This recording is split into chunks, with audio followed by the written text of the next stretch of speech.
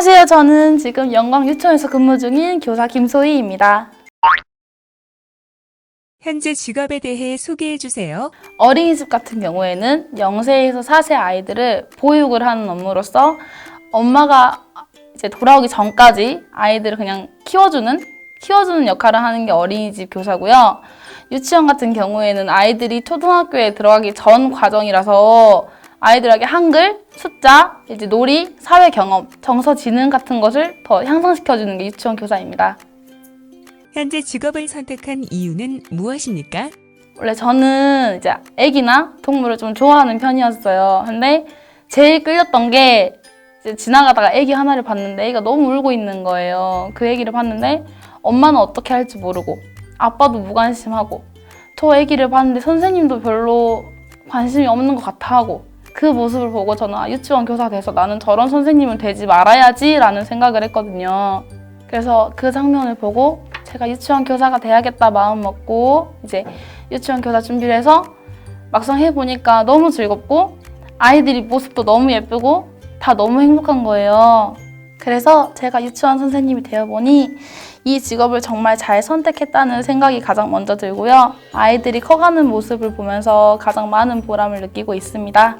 기억에 남는 에피소드를 말씀해 주세요. 일단 저 같은 경우에는 두 가지 에피소드가 있습니다. 일단 첫 번째는 좀 무서울 수도 있는 에피소드인데 아이가 체험학습에 갔는데 이제 코피가 나는 거예요. 근데 코피가 너무 많이 나서 아이의 옷이 다 적실 정도로 흥건하게 피가 났는데 이제 그 아이는 평소에 자주 코피가 나던 아이라 응급 처치가 쉬운 아이였습니다.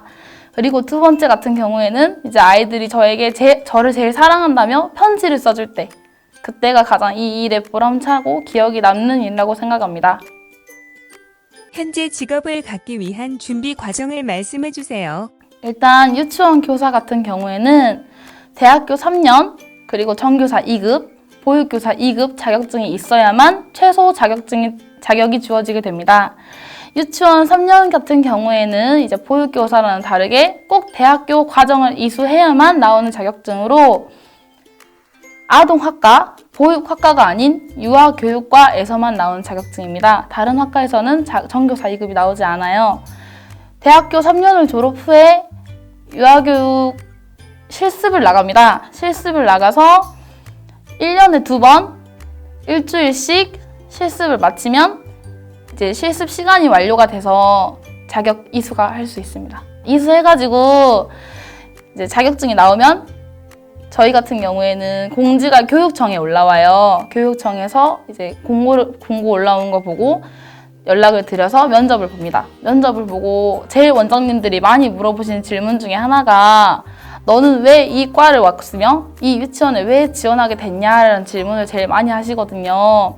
그리고 이력서에서 네가 이 자격증을 따기 위해서 어떤 노력을 했냐 이런 질문도 많이 하십니다. 그리고 유아교육 관련 자격증에서는 전교사 2급, 보육교사, 스토리텔링, 미술 아동심리 치료사, 아동심리 그리고 POP 정도 따놓으면 큰 가산점이 될 것입니다.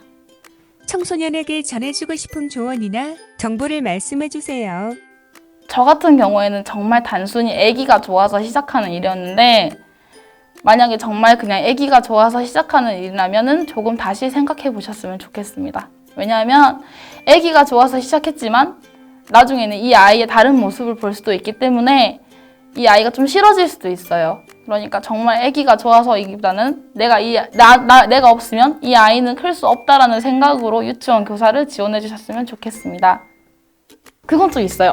이제 복지 같은 경우에는 많은 분들이 모르시는데 꼭 공무원만 연금이 나오는 게 아니라 저희도 연금이 나와요. 사학연금이라 해서 10년 이상 근무를 하면은 연금을 주는 제도가 저희도 있고 그리고 교육청에서 수당을 많이 줍니다.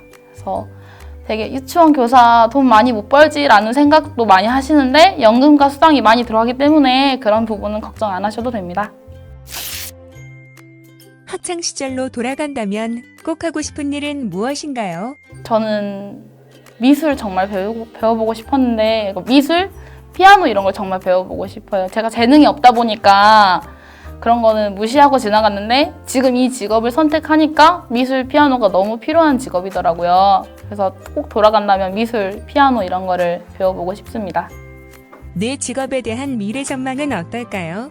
유치원 교사뿐만 아니라 물론 아이가 많이 태어나서 저출산을 해결한다면 유치원 교사는 많이 필요하겠지만 꼭 유치원 교사로 시작해서 유치원 교사로 끝나라는 법이 없듯이 유치원 교사로 시작해서 진흥원도 갈 수 있고요.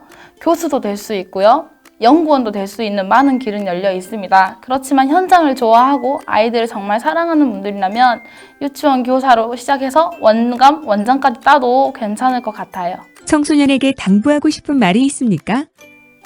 일단은 유치원 교사라고 해서 아이들이랑 놀고 그냥 행복하고 그런 하루가 끝이 아니에요. 아침부터 저녁까지 쉴 시간도 없고요. 하루 종일 아이에게 어떤 사고가 일어날까, 무슨 일이 벌어질까 눈을 떼면 안 되는 직업이며 좀 잡다한 일이 많아요. 가위질도 많이 해야 되고 막 프린터 그리고 서류 정리할 것도 많고 학부모 전화. 그러니까 유치원 교사가 이제 애들이랑 노는 직업이겠구나 라는 생각만 안 해주셨으면 괜찮을 것 같습니다. 일을 하시면서 보람을 느낀 적이 있나요? 이제 아이들이 선생님이 제일 좋아요. 선생님 사랑해요. 우리 선생님이 최고예요. 라는 말 한마디 한마디 그리고 아이들의 편지 하나하나가 저를 더 앞으로 성장시켜줄 수 있는 가장 큰 밑거름이 되는 것 같습니다. 마지막으로 남기고 싶은 말이 있습니까? 정말 아이들을 좋아하는 미래 선생님들이 많은데 꼭 포기하지 마시고 도전해서 정말 좋은 선생님이 되셨으면 좋겠습니다. 오랜 시간 고생 많으셨습니다. 고생하셨습니다.